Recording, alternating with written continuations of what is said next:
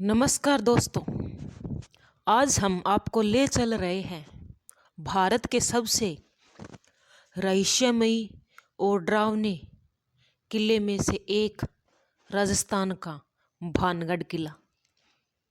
कहते हैं या सूरज ढलते ही सन्नाटा बोलने लगता है, हवाएं फुसफुसाने लगती है और पत्थरों में दबी सदियों पुरानी कहानी जाग उठती है।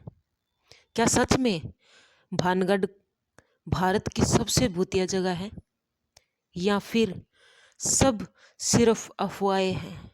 आज की इस वीडियो में हम जानेंगे भानगढ़ का इतिहास, भानगढ़ से जुड़ी श्राप की कहानियाँ, तांत्रिक और राजकुमारी की रहस्यमयी प्रेम कथा और वो सच्चाई जिसकी वजह से आज भी सूरज ढलते ही यहाँ जाना मना है।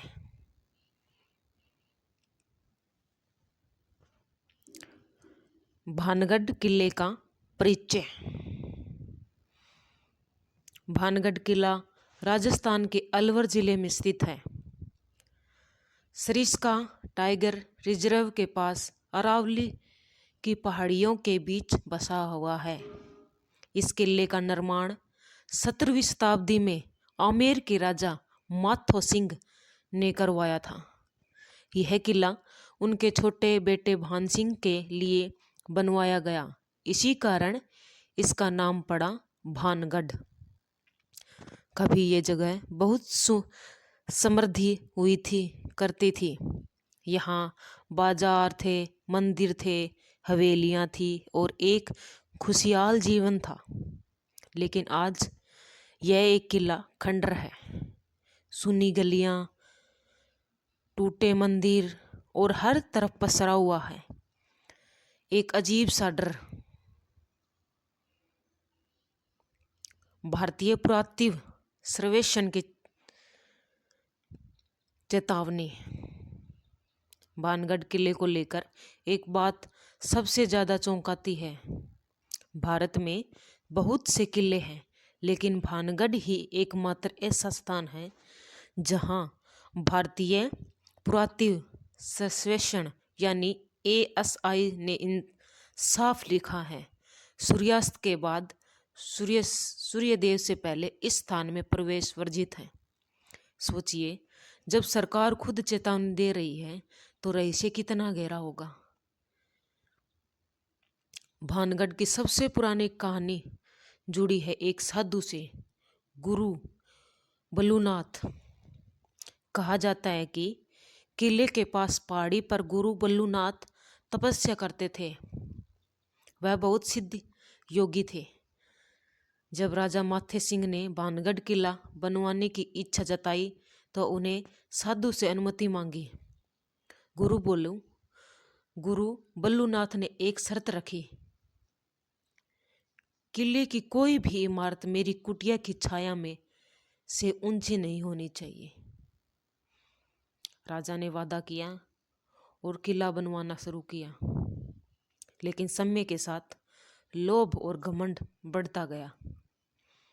महलों को ऊंचा बनवाया गया और एक ही दिन महल की छाया गुरु बल्लूनाथ की कुटिया पर पड़ गई।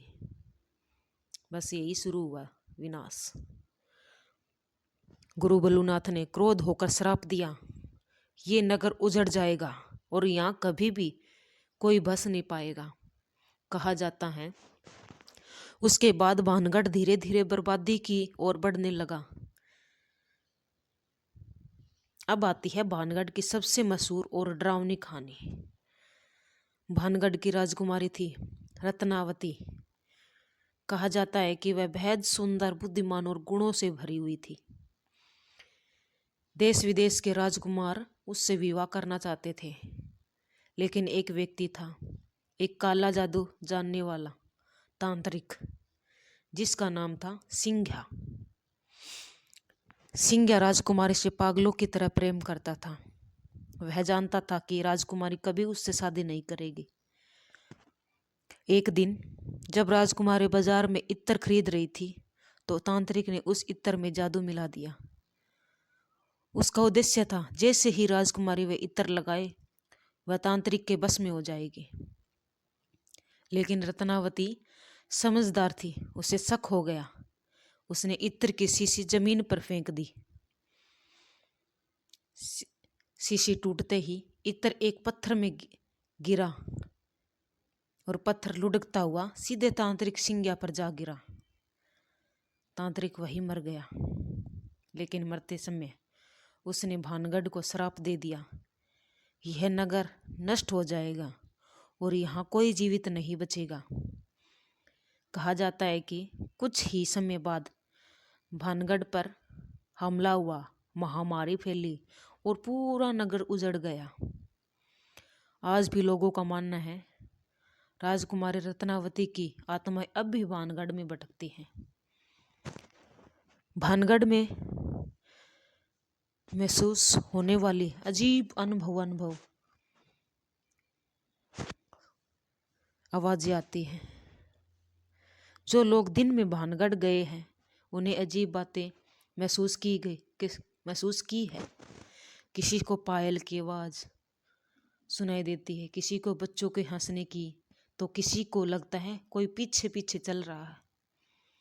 कई लोगों ने बताया कि उसकी तस्वीरों में अजीब परछाइयां दिखी। कुछ लोग बीमार पड़ गए, कुछ बेहोश हो गए और कुछ ने दोबारा कभी वहां जाने की हिम्मत नहीं की। इतिहासकारों का कहना है कि भानगढ़ का उजड़ा युद्ध अकाल और महामारी की वजह से हुआ है। अरावली की भौगोलिक स्थिति, तेज हवाएं और टूटे खंडर मानव मन में डर पैदा करते हैं। लेकिन सवाल यही है, अगर सब कुछ सामान्य है तो रात में प्रवेश क्यों वर्जित है? दोस्तों, भानगढ़ का रहस्य श्राप में छुपा है। ये इतिहास में यह तय करना मुश्किल है, लेकिन इतना तय है कि भानगढ़ को आम जगह नहीं, यह हमें सिखाता है घमंड का अंत विनाश है और शक्ति का दुरुपयोग हमेशा बर्बादी लाता है। अगर आपको ये वीडियो पसंद आई हो तो लाइक जरूर कीजिए, शेयर कीजिए और चैनल को सब्सक्राइब करना ना भूलें। कमेंट में बताइए क्या आप भानगढ़ जाने की हिम्मत करेंगे? धन्यवाद। जय हिंद।